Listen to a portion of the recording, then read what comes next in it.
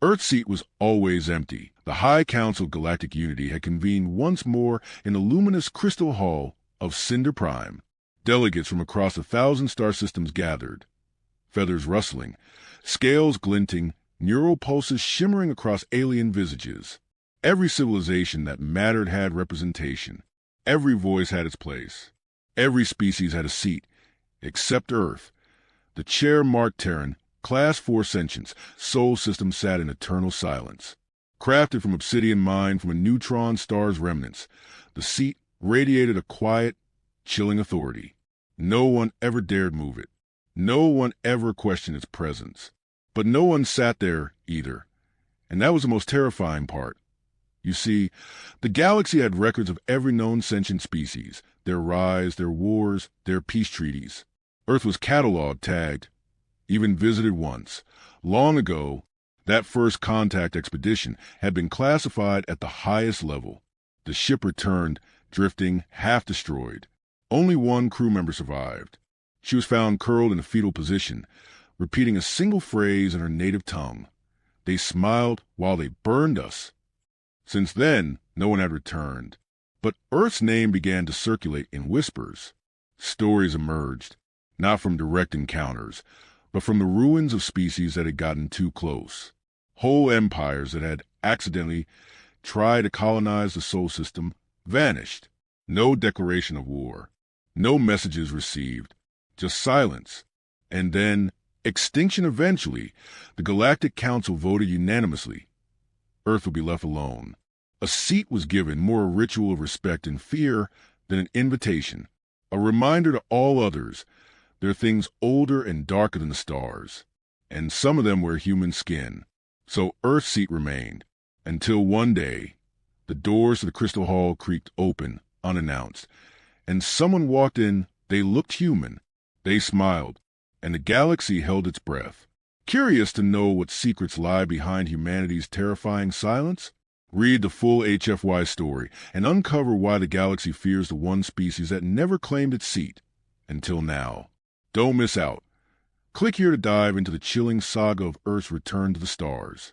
In the universe of HFY humanity, fuck yeah. Stories. Humans are often portrayed as underdogs who turn out to be powerful, resourceful, or uniquely terrifying.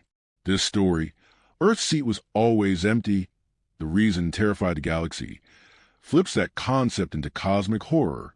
It explores a galaxy where every species is accounted for, except the one most feared. Humanity, through eerie silence, legends of planetary destruction, and a lone empty seat at a galactic council. The story builds a suspenseful narrative of fear and mystery. What could be so terrifying about a species that never even shows up? Prologue, the Seat of Silence. In the heart of the galaxy, orbiting a blue supergiant star, lies the Crystal Hall of Cinder Prime, a marvel of engineering and diplomacy. Forged over millennia, it is the meeting ground of the Galactic Council, a coalition of over 1,000 sentient species, each with its own culture, language, and ideology. Here, peace is negotiated, wars are avoided, trade, diplomacy, and interstellar law flourish under the watchful eyes of the Council's vast intelligence networks. Each species is given a seat, uniquely crafted to honor its physiology and heritage. Some are liquid tanks for aquatic minds, others levitate for gas-based entities. Yet among all the alien thrones, one chair stands apart. Obsidian black, mad as a starless void, carved in a perfect humanoid shape. It remains untouched, unused, untouched. It is Earth's seat, officially labeled Terran, Class 4 sentience, Sol system. It was placed there over 700 galactic cycles ago. No delegate has ever arrived to claim it. No communication from Earth has ever been received. And yet, the Council has never dared to remove it. The mysterious absence at first. Earth was considered just another emerging world, rich in carbon-based life, high in aggression but brilliant in adaptability. The usual surveys were conducted. A first contact mission was dispatched. Standard procedure. What came back was not standard. The ship returned heavily damaged, drifting without power. Its databanks were corrupted beyond recovery. The only survivor, a Thyravian telepath, could no longer communicate in her own language. Her mind had been fractured by something she saw on Earth, something she refused to describe. She muttered only one thing in a garbled translation. They smiled while they burned us. After that, Earth was placed on a red isolation list, a designation usually reserved for dying planets or unstable stars. No species was to engage. No further missions were allowed. The Council agreed in silent consensus. Earth was better left alone, but they still made the seat. Some say it was to show respect. Others claim it was superstition. Many believe it was guilt, but most believe it was fear. Ritualistic respect and unspoken galactic tradition is rooted in symbolic gestures. And so, Earth's chair became more than empty space. It became a symbol. At every council meeting, it was left in perfect alignment with the others. It was cleaned, maintained, polished. It was even bowed to in the ceremonial procession before votes.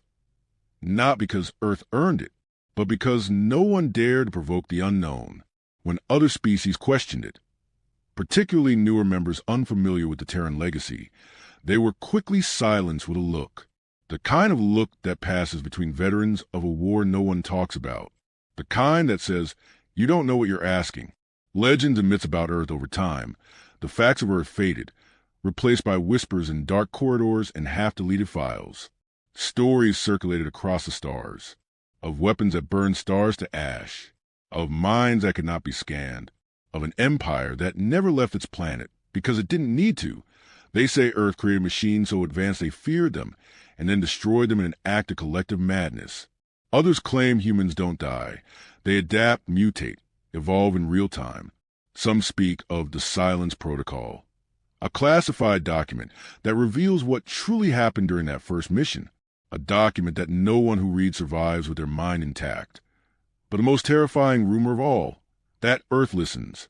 Even now, as you read these words, the seat isn't empty because humans haven't come.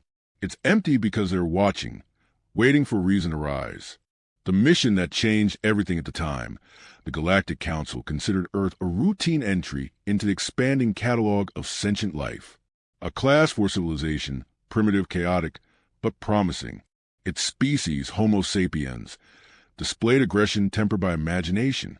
They had split the atom before unifying their planet. They had created gods in their image, then questioned them. They sent machines beyond their solar system while still warring over invisible lines on maps. The Council's Science Division saw opportunity, perhaps another client species to integrate into the galactic order, perhaps a volatile but useful addition, one that could be shaped, guided, controlled. The Varelian Ark, a diplomatic exploration vessel with a multi-species crew, was dispatched to Earth for observation and peaceful contact. It never landed. What the crew witnessed as they approached Earth's orbit defied protocol and comprehension. Orbiting man's the first anomaly was in Earth's electromagnetic spectrum. It wasn't just cluttered, it was alive. Centuries of radio signals, radar, coded transmissions, music, war cries, television, and encrypted quantum pulses blanketed the planet. It was not the silence of ignorance. It was a roar of voices, layer upon layer of civilization shouting into the void. Then came the second anomaly. The satellites, thousands of them dead and alive, littering Earth's near space like a metallic graveyard. No pattern, no centralized network, just chaotic data streams and dormant weapons. The crew found remnants of Cold War strategies and orbital defense platforms still armed, still targeting everything. The ship attempted a standard transmission. Earth responded instantly, but not in a language, in code. Mathematical, ancient and brutal, recursive logic loops that burrowed into the ship's AI and tried to override its functions. The crew shut it down in time, but not before the ship's navigation glitched and began descending toward the planet without permission. They barely pulled out in time. And then came the third anomaly. The smile of the Varelian Ark's visual team focused on a section of Earth's surface known to locals as Area 51, a desert base long believed by humans to house alien secrets. What they saw wasn't weaponry. It was a mirror that a vast array of satellites and reflectors pointed toward orbit, not to spy outward, but to observe whoever might be looking in. And standing at the center of the array was a human, dressed plainly, no protection from the desert winds, no insignia. He stood perfectly still, gazing directly into the ship's observation lens. He raised a hand and smiled. That was when the weapons activated. Not Earth's weapons. The ship's own internal systems began to turn on themselves. Doors opened. Atmosphere vented. Artificial gravity reversed in sudden pulses. The crew panicked. One tried to communicate. One attempted to jettison the observation module. Another tried to flee to the escape pod. Only one survived. To return, the Ark limped back to Council space 6 cycles later. Burnt, cracked, silent. Its logs were corrupted beyond recovery. The survivor, a Thyravian named Marath, refused to speak for weeks. When she finally did, it was a whisper in a broken dialect. They didn't fear us. They studied us, and they smiled while we died. Her mind eventually collapsed into full neural entropy. She dissolved into a nonverbal state, clinging to shadows, drawing the same symbol on every surface. A circle with 2 small dots and a curved line underneath. A smile. The Council classified all findings. They voted unanimously. No further missions to Sol. Earth was to be avoided at all costs. And so began the era of silence. Whispers between stars for a time after failed first contact. The galaxy moved on, publicly at least. Earth's sector was declared quarantine space, marked with the highest warning level, Red 0. The official stance was no viable life or strategic value, a lie the Council repeated often but never investigated. Privately, curiosity festered. How could one planet cripple an interstellar expedition without ever firing a shot? How could a species with no presence in the Council cause so much fear with a smile? The galaxy is vast but not immune to greed. And so whispers began, not of Earth itself, but of what happened near Earth. The disappearances had started with the Relathi cartel, a mining syndicate that moved dangerously close to the Sol perimeter. Their ships had been tracking a drifting mineral-rich asteroid, unknowingly pulling it through the Oort cloud and towards Saturn's orbit. All 5 ships vanished. A few fragments of hull plating were later found, melted, molecularly disassembled. No signs of impact, no signs of weapons, just entropy. Later, a Kadrak salvage team went after the same asteroid trail. They transmitted a brief message before going silent. We see them, watching from the dark, smiling. No further contact was made. Within 3 decades, 7 separate expeditions, scientific, salvage, and military, disappeared within a 50-light-year radius of Earth. Some were found torn apart. Others simply never returned. No wreckage, no signal, no explanation. The Council quietly erected a massive sensor grid at the edge of the restricted zone. It picked up nothing. And that was the most terrifying thing of all. The investigations that never happened, several member species demanded inquiries. Young, ambitious empires hungry for answers. Why maintain a dead seat? Why protect a silent planet? Surely the stories were exaggerated. A rogue AI, perhaps. A fluke. The Thyravian Dominion, haunted by the fate of their telepath Myrath, warned them. Their memories of her final days were still archived. A tribunal was called. The classified recordings were played to the Council in a sealed session. Every representative who viewed them voted to maintain Earth's quarantine. One Varnock diplomat, previously skeptical, clawed out their own auditory processors afterward, whispering, "The silence isn't empty. It's listening." The galaxy accepted that Earth was not to be disturbed. But Earth didn't remain silent forever. Strange signals eventually. Faint signals began emerging from the void. Not messages, echoes, mimic Council frequencies, bursts of galactic languages, distorted and layered with Terran dialects. Artificial voices repeating phrases like, "We see you. You taught us well. Are you still watching?" One signal even used a child's voice, eerily clear. "Is it safe to come out now?" The Council scrambled to trace the origins, but the signals came from multiple angles, some apparently bouncing off interstellar anomalies that hadn't existed before. Like someone was using the galaxy as a mirror. It wasn't communication. It was demonstration. Unspoken fear by now, the older species in the Council had adopted a silent protocol. If a delegate asked about Earth, They were pulled aside, told only, "Don't look at Sol. Just don't." The seat remained, still empty, still polished, but its presence was now heavier. It wasn't a seat for a guest. It was a warning label carved into the very core of galactic memory, a reminder that not all shadows are empty and not all silences are peaceful, because out there at the edge of known space, something was still watching, and maybe waiting. A day like no other. The council chamber was alive with routine. Delegates floated, slithered, hovered, or glided into their appointed places. The ceiling shimmered with starlight simulations, an artificial cosmos meant to inspire unity. Protocols were recited, trade conflict debated, and sanctions discussed. And Earthseat, as always, stood untouched until the doors opened.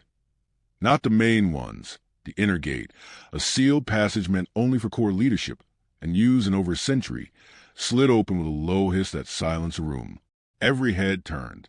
Every voice died, and someone walked in, the figure humanoid, about 1.8 meters tall, pale skin, no visible armor, no weapons, dressed in a simple black coat, smooth and unmarked. The being's presence was unannounced, impossible, considering the 27 layers of security surrounding the Crystal Hall. Their eyes swept the room. The scanners activated. They failed. Bioreaders gave no results. No known DNA match. No heat signature. No sign of transport. No breach. No warp signature. They walked past the stunned guards and toward Earthseat. The room react's panic began to ripple beneath the surface. Some delegates reached for emergency communication panels. Others activated private security fields. One Krenari warlord stood, voice trembling. "State your origin." The figure didn't respond. They stepped up to the obsidian chair and used for nearly 1,000 years. They didn't sit. They placed a single gloved hand on the armrest and looked around, smiled. It wasn't a warm smile.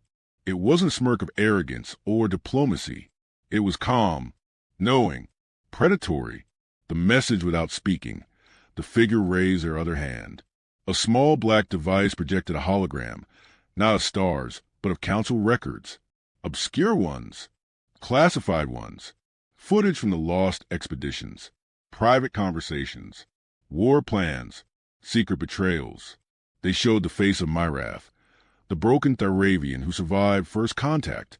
They showed every lie the council ever buried. And then the figure finally spoke. Their voice was quiet, but echoed through every translator in the room as if spoken in every native tongue simultaneously. "We never left. You only stopped looking. We watched how you governed, how you betrayed each other, how you feared what you didn't understand. You thought silence meant absence. But silence is study." A stillness followed that felt like gravity collapsing. The smile. Again the figure stepped back. The hologram vanished. They looked at Earthseat once more, and then up at the council. "We accept the invitation." And then, without moving, without technology, without a sound, they vanished. No warp, no teleportation. Just absence, like a switch turned off. Shock and chaos, the guards were frozen in place, and security systems failed to log the event. The council erupted. Accusations flew. Emergency sessions were called. The core races demanded to know how a human had bypassed all defense layers. Analysts tried to replay footage. There was none, just corrupted files. And the seat, no longer empty, still unoccupied, but somehow no longer unclaimed. What we thought we knew in the aftermath of the arrival, the council fractured, not physically, but psychologically. There had been wars, yes. Empires had risen and fallen. Civilizations had gone extinct. But never before had the center of power itself felt fragile. Never had the great species looked at each other not with distrust, but with fear of something larger. They had called humans primitives. They had labeled Earth as not ready. But the truth now could no longer be denied. Humanity was not silent because it was weak. Humanity was silent because it was studying. And now it understood everything. Unsealing the archives of revelation triggered a panic-driven chain of classified document releases within several governments, files that had been sealed for millennia. Evidence, warnings, telemetry logs from deep space, anomalies long dismissed as sensor errors. One file showed an entire star collapsing into a black hole 3,000 years before it should have, hours after a human-made satellite passed nearby. Another detailed a rogue AI system in the Delta Verge that used human-designed algorithms, despite no recorded contact with Earth origin tech. Yet another, most disturbing of all, outlined a hypothetical model proposed by a fringe Zolari scientist that humans had already reached Type 2 on the Kardashev scale, but chose to pretend they hadn't. They saw what we built, the scientist wrote, and chose to build something else. The quiet truth humanity had never been absent, only hiding, in data, in shadows, in every artificial system advanced enough to simulate unpredictability.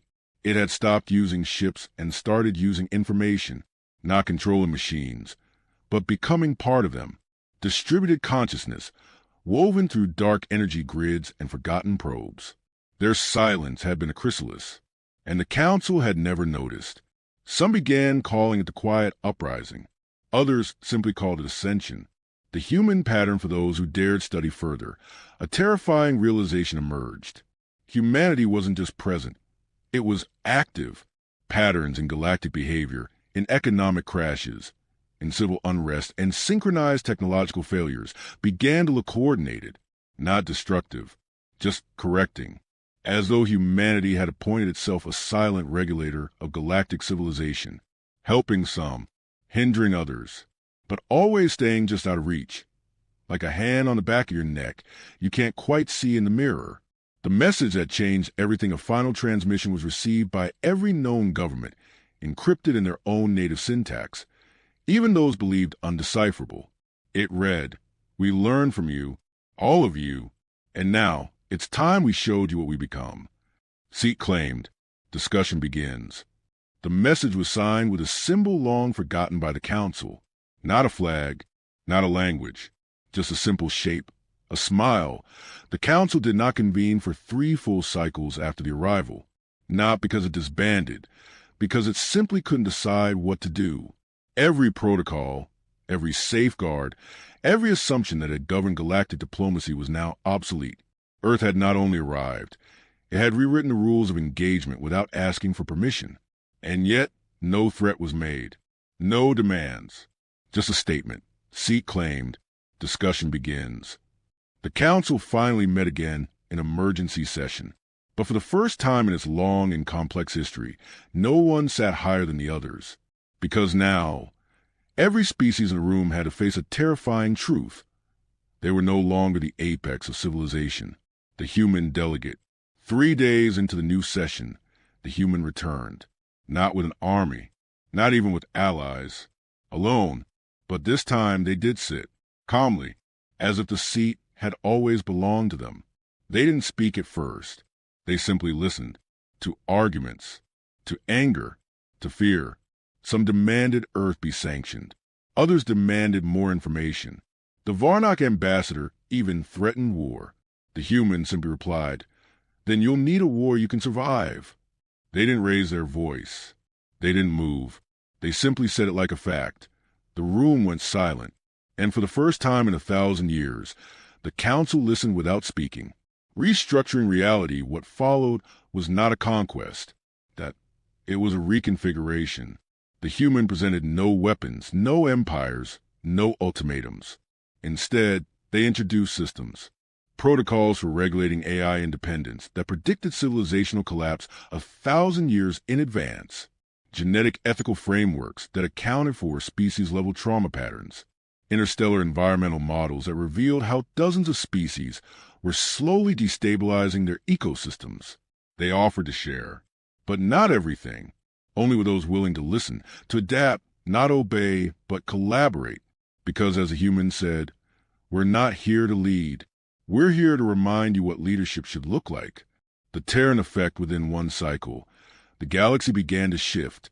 The Varnock war fleet disbanded half its armaments, replaced with adaptive engineering corps under Terran mentorship.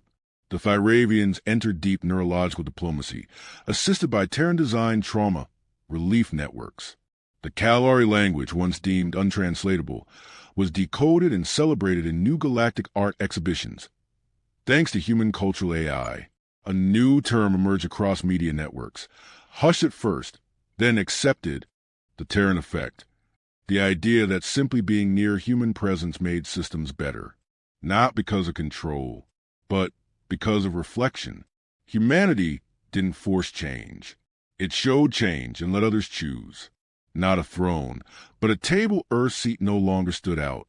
Not because it became ordinary, but because over time, every other seat rose to meet it. The council chamber changed. Literally, the room was redesigned. The towering, hierarchical podiums were flattened into a circle, a table, because humanity had not come to rule the stars. They had come to join the conversation. But now the conversation had meaning, because Earth had listened first. Man, when it finally spoke, the galaxy listened back. Centuries later, long after the structure of the Galactic Council had evolved into a shared network of distributed planetary consortia, after thousands of worlds had come to accept Earth not as a myth, but as a mirror, a final message was received, not by the Council, not by any species in particular, but by everyone simultaneously. It didn't come through known relays. It simply appeared a universal alert. No encryption, no signature, only a short, simple message repeated in every language, every code, every math model ever known. We are leaving. You're ready now. Don't become what you feared we were. Gone without a trace, Earth vanished from all sensor arrays the same day. No flash of light, no warp trail, no explosion. Just gone. Sol star dimmed slightly. The planet remained in visible light, but every attempt to reach it resulted in rerouted probes, disrupted navigation, or quiet, respectful system shutdowns, as if the galaxy itself had sealed a path. All life on Earth, unknown. All Terran outposts, empty. No Terran technologies stopped working. They simply stopped evolving. No more updates. No more interference. Only legacy. Legacy of the listeners. The Council never collapsed again. Not even when confronted with new threats, civil unrest, or collapse scenarios. Because in the heart of its culture now sat a memory. A race that watched first, before acting as a species that chose to learn, not conquer. And when they returned not with warships, but with wisdom, they reminded the galaxy of a simple truth lost in the stars. Power means little if it cannot listen. Silence is not always surrender. And sometimes the most terrifying thing in the galaxy is a smile you didn't understand. In the garden where the new council chamber rests, now built on neutral ground, orbiting a shared moon between 6 former rival empires, there's a statue, simple, human, standing, head slightly tilted, smiling, an O-name to N-O date. Just a plaque at its base, written in every language. They sat. They listened. Then we followed.